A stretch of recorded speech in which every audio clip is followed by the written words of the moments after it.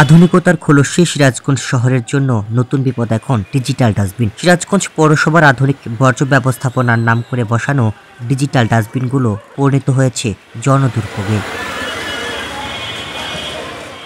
বছরখানেক আগে শহরের এসএস রোড, মুজিব সড়ক সহ বিভিন্ন স্থানে বসানো হয় ডিজিটাল ডাস্টবিন, কিন্তু বছর ঘুরতে না ঘুরতেই অকেজো হয়ে পড়েছে ডাস্টবিনগুলো। এ কারণে গৃহস্থলী বর্জ্য সহ সব ধরনের আবর্জনা ফেলা হয় রাস্তায়, ফলে সৃষ্টি হয়েছে ভয়াবহ দূষণ। রাস্তাঘাটে চলাফেরায় দুর্গন্ধ ছড়ায়। আমাদের ডিজিটাল ডাস্টবিনের মাধ্যমে কিছুটা নিয়ন্ত্রণে আসলেও বর্তমানে আবার সেই আগের অবস্থায় আমরা ফিরে গেছি।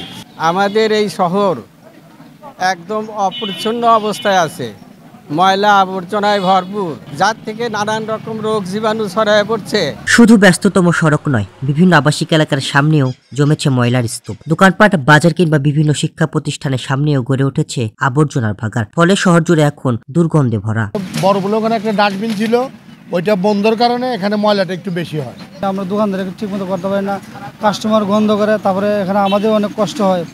এই ময়লাটা তাহলে তারা তাদের নিয়মিত তাদের গাড়ি দিয়ে এখান থেকে নিয়ে যায়, তাহলে নিয়ে গেলে আমরা এখানে সুন্দর একটা পরিবেশ থাকবে, দেখা যায় লোকজন বাইরে থেকে আসলেও এখানে কেনাকাটা করতে তাদের কোনো সমস্যা হবে না।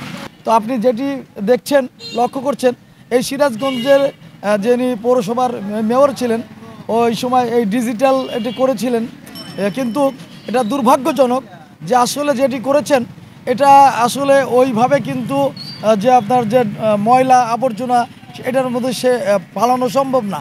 এটা আসলে নতুন আঙ্গিকে এটা করা উচিত।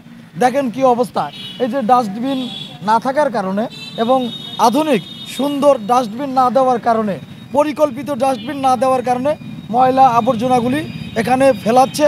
এই ময়লা আবর্জনার কারণে এখানে পরিবেশ দূষণ হচ্ছে, রোগ জীবাণু কিন্তু ছড়িয়ে পড়ছে। চিকিৎসকেরা বলছেন এই দুরবস্থার প্রভাব পড়েছে জনস্বাস্থ্যেও। এই আবর্জনার দুর্গন্ধ ও ময়লা থেকে নিয়মিত ছড়াচ্ছে জীবাণু। দ্রুত ব্যবস্থা না নিলে সহজরে স্বাস্থ্য ঝুঁকি আরও বাড়ার আশঙ্কা চিকিৎসকদের। এর ফলে নানান ধরনের স্বাস্থ্য ঝুঁকি দেখা যাচ্ছে, বিশেষ করে শিশুদের ডায়রিয়া প্রকোপ আকার ধারণ করেছে।